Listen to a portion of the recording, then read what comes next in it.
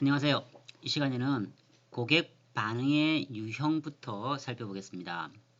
자, 고객의 반응 세 가지 유형으로 나눴죠. 고객 불만, 고객 만족, 고객 감동. 즉, 고객 불만이라고 하는 것은 고객 니즈를 충족하지 못한 상태일 겁니다. 그 다음에 고객 만족이라고 하면요, 니즈 충족이겠죠. 고객 감동이라고 하는 표현은 니즈와 조금 다른 개념으로서 고객의 wants를 제공해 주는 것을 고객 감동으로 표현하고 있습니다. 물론 여기에는 이 제공 가치와 지불 가치 간의 비교에서 출발을 할 수가 있겠죠. 그래서 고객 만족을 우리가 실현시키기 위해서는 적어도 제공 가치와 지불 가치가 동등하다라고 동일하다라고 판단되어질 때 고객의 니즈를 충족함으로써 고객은 만족하게 될 겁니다. 자, 여기서 여러분들이 하나 짚고 넘어갔으면 좋겠는 것이 바로 품질 경영에 관한 개념입니다. 기업은 끊임없이 혁신을 요구하고 있죠. 즉 품질 경영 관점에서 우리가 품질 혁신을 통해서는 전국적으로 고객 만족을 실현시킬 수 있어야 할 겁니다. 물론 여기서 언급되어 있지만 단순한 고객 만족의 차원을 넘어서 오늘날은 이제 고객 감동에 이르기까지 비용 대비 이 가치가 더 높아져야 한다는 것이 절실합니다. 그럼 우리가 여기서 항상 연계시켜서 생각해야 될 부분이요. 바로 이 비용 절감 차원이에요. 즉 품질 혁신을 통해서 비용 절감을 실현하고 최종적으로는 고객 만족 내지는 고객 감동을 만들어 나가야 기업은 경쟁력을 갖출 수 있을 겁니다. 그래서 니즈와 wants의 차이점이라고 할까요? 니즈는 고객의 기본적인 욕구이며 표층적인 요구사항, 소비자가 이미 인식을 하고 있다라고 하죠. 그래서 자동차 같으면요, 고장이 없고 연비 효율이 높고 가격이 적정하다면은 고객은 만족을 느끼게 될 겁니다. 그렇지만 디지털 트랜스포메이션 관점에서 고객에게 제공돼야 할 그 가치라고 하는 것은요, 바로 이 완치의 개념으로 볼 수 있다는 거죠. 자, 완치의 개념 어떻게 정의하고 있습니까? 고객조차도 인식하지 못하는 것, 소비자의 내면에 있는 심층적인 욕구로서 정의를 하고 있죠. 그래서 당연히 내가 지불한 가치에 대해서 제공한 가치가 맞아떨어지면은 만족을 충족을 하겠지만 적어도 소비자의 감동이라고 하는 것은요, 고객조차도 전혀 인식하지 못했던 또는 의식하지 못했던 어떤 특별 서비스라든가 또 이런 것이 결국은 제공되어지면은 고객은 단순한 만족을 넘어서 감동에 이르게 될 겁니다. 그러한 것에 우리가 DT를 어떻게 적용할 수 있을지를 늘 소비자 관점에서 그죠? 고민을 해봐야 한다는 거죠. 자, 이러한 그 마케팅 관점에서 접근하면 반응형, 예견형, 필요 창조형 마케팅이라고 하는 표현을 쓰고 있습니다. 반응형 마케팅은요, 고객 욕구를 발견하고 충족시키는 일이라고 되어 있죠. 그 다음에 예견형은요, 발생 중이거나 숨어있는 욕구를 찾아내는 것으로서 심층적 고객 니즈를 충족시키는 것을 의미합니다. 필요 창조형 마케팅에서는 아무도 필요로 하지 않거나 생각조차 못했던 이런 상품이나 서비스를 제공받을 때 고객은 당연히 감동이라고 하는 것을 느끼게 될 겁니다. 그래서 고객의 단순한 니즈에 만족하지 않고 고객 스스로 찾아오게 만들 수 있는 푸시 전략이 아닌 바로 이 풀 전략이라고 하는 거죠. 새로운 어떠한 이런 고객의 가치를 만들어 갈 수 있도록 하기 위한 노력을 해야 할 겁니다. 물론 이런 관점도 있을 수 있죠. 예, 사업의 위험도라고 되어 있죠. 반응형보다는 예견형보다는 필요 창조형 마케팅 전략을 구사했을 때에는 예, 사업의 그 위험도, 즉 리스크는 더 클 수도 있다. 자, 사업 설계 관점에서요. 기술 혁신, 프로세스 혁신, 그 다음에 사업 설계라고 되어 있습니다. 먼저 기술 혁신이라고 하는 것은 여러분 생각나십니까? 과거에 뭐 이 플로피 디스크, 뭐 3.5인치 플로피 디스크가 있었죠. 이제는 뭐 박물관이나 가야 찾아볼 수가 있죠, 그죠? 오늘날 이제 기술 혁신을 통해서 USB 메모리, 뭐 요즘은 64기가까지도 보통 사용을 하고 계시죠. 그 다음에 오늘날은 더더 갈수록 기술이 발달됨으로써 향후에는 이러한 USB조차도 아마 사라지게 될 것이다 라고 하는 예견을 해볼 수가 있어요. 자세한 것은 다음에 클라우드 컴퓨팅을 통해서 언급을 하도록 하겠습니다. 자, 다음은 프로세스 혁신. 여러분 지트 잘 아시죠? Just in time입니다.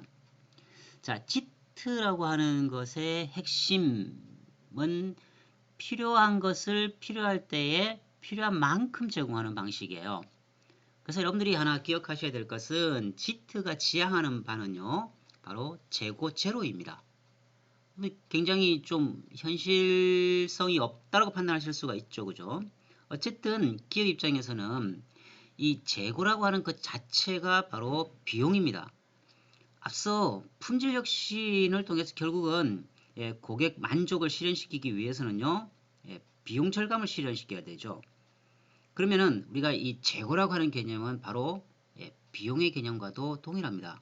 그래서 우리가 재고 제로를 지향하는 이런 치트 시스템을 활용을 했었습니다만, 그 이후 이제 이 BPR이라고 하는 개념과 프로세스 혁신 등을 통해서 업무의 효율성과 생산성을 더 높일 수 있는 방향으로 점차 발전되어지게 되죠.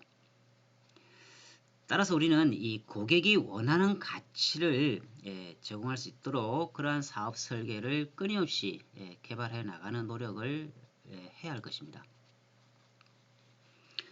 자, 비즈니스 트랜스포메이션의 그 사례로 첫 번째 이케아가 나옵니다. 중저가 생활 가구를 공급하는 글로벌 체인 기업이죠. 그래서 고객 응축을 이해하라, 그 다음에 현상을 분석하라 되어 있습니다. 그래서 고객, 즉 가구 상품들이 품질은 좋으나 가격이 비싸다라고 하는 이런 문제점을 어떻게 해결해 나갈 것인가라고 하는 것을 먼저 as is 현상 분석을 해야 되겠죠. 그래서 뭐 좋은 가구는 장인들에 의해 수작으로 제작됨으로써 많은 생산 원가를 차지하고 있다. 그럼 이러한 것을 어떻게 바꿀 수 있을까? 또 가구는 다 품종 소량 생산으로 이루어져 있기 때문에 표준화가 어렵다. 그래서 다양한 자재를 소량으로 구입해야 하기 때문에 원재료 구매 단가를 낮추기가 어렵다. 이런 현실적인 문제점이 있을 수가 있죠. 그럼 이러한 것을 어떻게 극복해 나갈 수 있을까? 늘 고민을 해야 할 겁니다. 그래서 이케아에서 이제 고객 본질을 재해석합니다. 재정의하죠.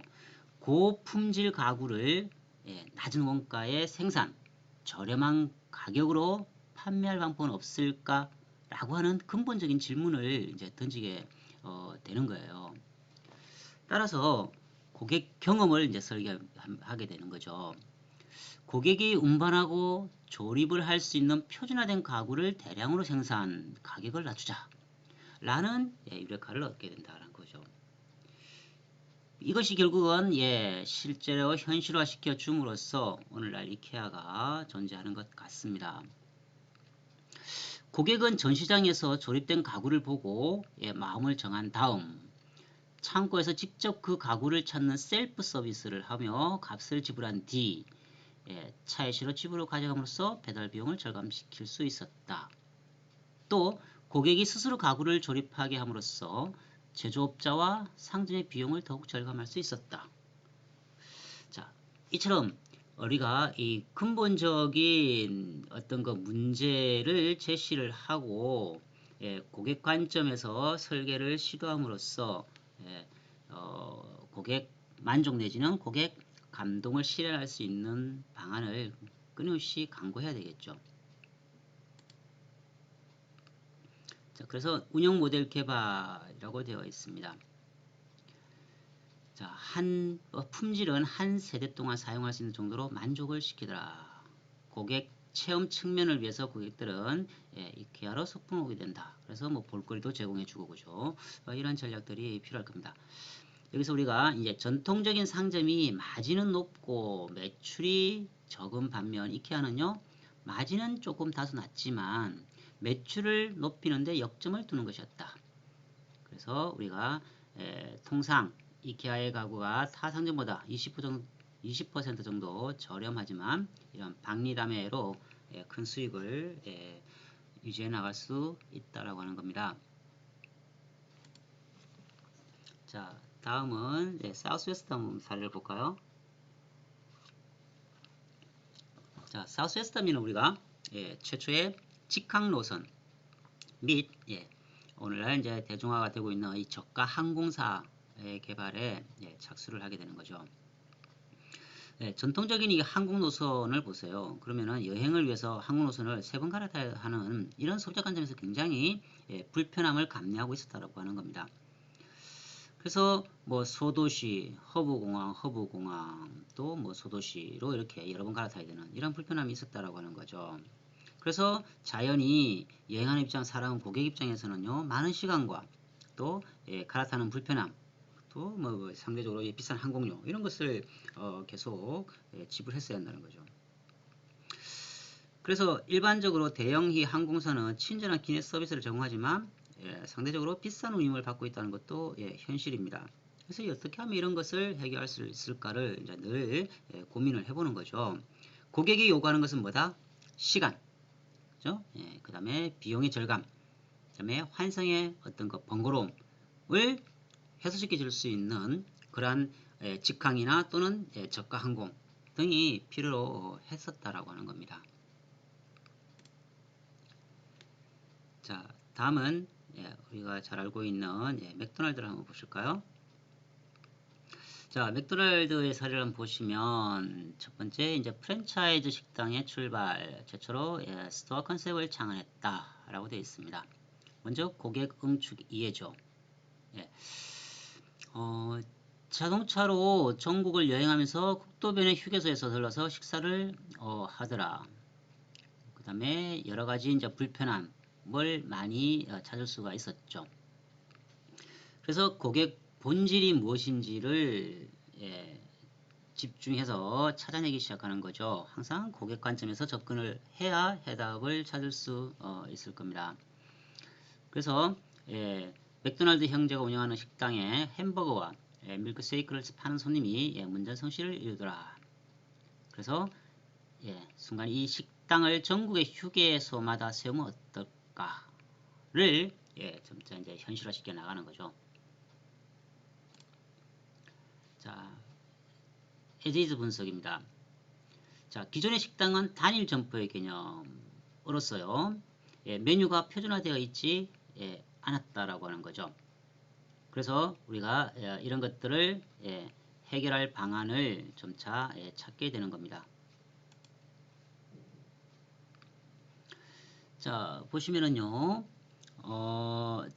그래서 이 쭉 어떻게 이제 이런 것들을 해결할 수 있을까로 해서 4가지 목표, 품질, 서비스, 청결, 그리고 가치라고 하는 큰 비전을 제시를 하게 되는 거죠. 그래서 품질 관점에서도 뛰어나고 만족감을 느낄 수 있도록 그죠. 서비스 역시 훨씬 기존 서비스에 비해서 높은 서비스를 제공할 수 있는 빠르고 그러한 것을 기치로 내세우겠죠. 그 다음에 보시면 빵의 두께까지 그죠. 나름 굉장히 이제 가장 행복감을 느끼는 것이 어느 정도의 크기인가를 다 분석을 하게 되는 거죠. 카운트 높이도 마찬가지입니다. 그죠? 예, 이런 것까지도 하나하나 세심하게 배려를 하게 되는 겁니다. 자, 다음은 이제 이 비즈니스 발전 단계라고 제시가 되어 있습니다. 자, 기업 간의 업무 프로세스를 통합하여 원가 절감, 업무 처리 속도 증대, 서비스 개선 등을 위하여 인터넷을 사용하는 것이다 되어 있습니다. 그래서 뭐 전자 조달이라든가 공급망 관리 등 여러 네트워크로서 연결함으로써 이런 가치사슬 통합을 통한 새로운 시너지를 만들어 가자라고 하는 거죠. 자, 여기서 여러분들께 하나 제시할 수 있는 단어가요. 바로 이 물류 공동화의 개념입니다. 자, 물류 공동화 하면요. 여러분들이 그 동종업종은 물론이고요. 이종업종 간에도 그 상호 생존 전략을 높일 수 있는 이러한 협업을 한다고 하는 것이 바로 물류 공동화입니다. 의료에서 시행 관점에서 한번 접근을 해보시면은요. 실제 여러 제약사라든가 또는 유통업체에서 병원, 약국 등 이렇게 유통업으로서 제공을 하겠죠. 그죠? 그럼 병원에 예를 들어서 납품을 하는 입장에서 여러 경쟁업체 간에 하나의 어떤 그 물류의 공동 시스템을 구축하고 있다고 한다면요. 복합 운송 센터를 여러 개 가지고 있을 필요가 없죠. 하나의 물류 창고에 여러 제약사라든가 또는 유통업체가 집결을 해서 한 트럭에 그죠? 하나의 납품 차량에 필요한 물건을 싣고 병원을 간다고 하면은요. 훨씬 이 유통 비용을 줄일 수 있는 구조라고 하는 것을 우리가 쉽게 이해할 수가 있습니다. 물론 현실적으로 많은 어떤 애로사항이 있을 수는 있죠. 특히 경쟁 업체라고 한다면 어떤 비밀 유출이라든가 이런 어떤 심각한 문제가 처리될 수도 있습니다. 여기에 우리가 하나 관심 있게 살펴봐야 될 것이 바로 블록체인 기술이에요. 그래서 우리가 신뢰성과 투명성 확보라고 하는 관점에서 그죠? 우리가 이 물류 공동화를 지향한다고 했을 때에 적어도 블록체인 기법을 통한 신뢰성을 확보할 수 있다고 한다면 여러 공급 체인에 있어서 원가 절감, 즉 비용 절감을 실현함으로써 종국적으로는 고객 만족 내지는 고객 감동을 실현할 수 있다고 하는 이러한 품질 경영의 목적, 실현 관점에서 접근을 하면 또 여러 가지 대안이 나올 수도 있다고 하는 것을 말씀드립니다.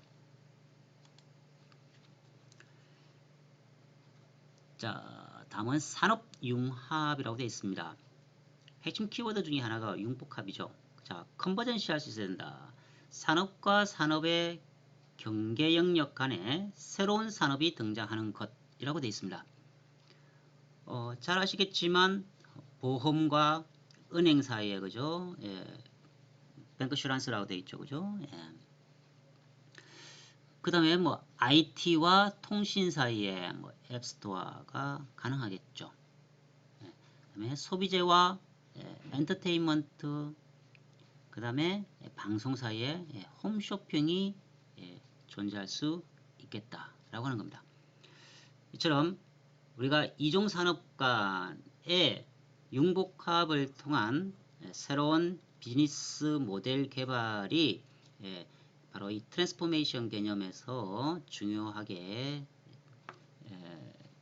필요로 하는 우리가 한 번쯤은 생각해 봐야 되는 이러한 영역일 겁니다. 자, 전통 마케팅과 이 마케팅의 개념을 한번 비교를 해보면요. 우리가 마케팅 하면은 4P를 가장 먼저 떠올리죠. 상품, 가격, 유통, 촉진입니다. 그리고 조금 확장된 개념으로서 뭐 7P라고 할 때는 또는 서비스 마케팅 3P라고 해서 종업원, 물리적 증거 또는 서비스 과정 등을 표현을 합니다. 어쨌든 우리가 이 마케팅 개념에서 접근을 하면은 단순한 상품보다는요, 고객 가치에 더 비중을 두고 있죠. 그래서 고객 측에서의 비용, 그리고 유통의 개념에서 어떤 편리성, 그 다음에 의사소통이라고 하는 관점으로 우리가 여러 패러다임의 변화가 필요하다라고 하는 관점입니다. 자, 실제 현업에서 또는 기업에서 이 비즈니스 모델 캔버스 관점으로 실제 어떠한 개념을 근본적으로 질문을 던져봐야 되는가에 관한 참고할 수 있는 표입니다. 한번 보시면 고객 세분화. 자, 누구를 위해 가치를 만들 것인가? 누가 가장 중요한 고객인가? 니치 마켓에 관한 기술 등을 할 필요가 있고요. 고객이 얻는 이익과 고객의 여러가지 애로사항 등을 함께 고려함으로써 고객 세분화를 지향할 수 있어야 할 것이다. 가치 제안, 고객에게 어떤 가치를 전달할 것인지, 또 고객의 문제를 해결하기 위해서 어떻게 도울 수 있을까 등 다양한 내용의 어떤 고객이 필요로 하는 사항 등에 관한 질문을 던짐으로써 그러니까 이러한 해결책을 강구해 나가는 방향으로 전략을 수립하면은 디지털 트랜스포메이션의 개념에 더 접근할 수가 있을 것입니다. 마찬가지죠. 채널 관점에서 또는 고객 관계 관점에서, 그리고 핵심 자원 관점, 핵심 활동, 핵심 파트너, 그 다음에 비용 구조, 또 수익 흐름 등 이러한 다양한 관점에서 근본적인 질문을 던질 수 있는 그러한 것들이 필요하다고 생각되어집니다. 자, 스마트 기술을 적용한 건설 중장비 AS 제공 체계라고 되어 있습니다. 여러분, 중장비가요, 예를 들어서 좀 도심과 멀리 떨어져 있는 곳에 가서 이 작업을 하다가 고장이 나버렸다. 그러면 어떻게 해야 됩니까? 당장 모든 작업이 멈춰지게 되죠. 그러면 그 상황에서 AS를 신청한다고 합시다. 그러면 현장에서 바로 해결할 수 없을 수도 있고요. 또 엔지니어가 왔을 때에 부품이 없어서 다시 며칠 더 부품 확보를 위한 시간이 소요될 수도 있습니다. 그럼 모든 일정이 다 지연될 수밖에 없죠. 거기에 따른 이 비용이 상승하는 요인으로 작용할 수밖에 없을 겁니다. 그럼 이러한 사실은 심각하게 발생될 수 있는 실제 중장비라고 하는 것을 우리가 예로 들었을 때, 만약에 이 중장비에 여러 IoT 센서들이 부착되어 있다고 한번 생각을 해보세요. 전에 지사 항공 관련된 것을 한번 언급을 했었는데요. 자, 이러한 중장비의 여러 센서 등을 통해서 인공위성을 통해서 그 데이터들이 본사의 데이터 센터에 이게 수집이 가능하다고 한다면, 인공지능이 되었던 무엇이 되었던 간에 데이터 분석을 통해서요, 특정 장비의 고장날 어떤 그 확률, 그죠? 가능성, 또는 센싱 데이터를 통해서 기존과 다른 어떤 그 진동 등을 감지할 수가 있죠.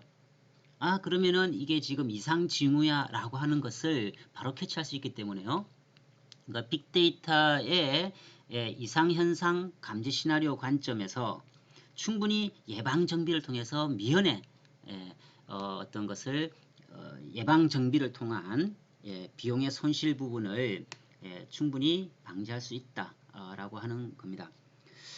그래서 우리가 이 어떤 스마트 기술을 어떻게 적용할 것인지에 관한 늘 해결을 하려고 하는 그런 고민이 필요하다는 거죠.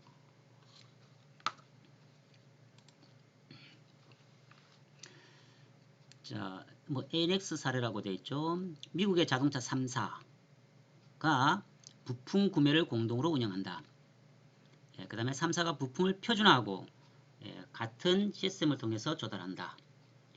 이러한 융복합을 통해서 부품 조달 비용을 15% 절감할 수 있었다라고 하는 겁니다. 자, 여기서 여러분들께 돌발 퀴즈를 제시합니다. 앞서 이렇게 여러 이종 산업 간 또는 동종 산업 간의 경쟁 또는 어떤 협치 관점에서요, 우리가 협업 개념에서 생존 전략을 높일 수 있는 용어가 하나 있었죠. 물류 공동화라고 표현을 했었습니다. 자, 그럼 여러분들이 이 물류 공동화에 대한 개념을 간략하게 정리를 할 수 있으셔야 할 것 같습니다. 그래서 물류 공동화란 무엇인가가 이번 퀴즈의 내용입니다. 그래서 여기서도 제시되어 있습니다만 이 여러 융합 방식을 통해서 우리가 비용 절감을 실현하고 종합적으로는 고객 만족과 고객 감동을 이루어 나갈 수 있는 방향으로 늘 끊임없이 고민해 보는 그런 사람들이 되어야 할 것 같습니다. 여러분들 감사합니다.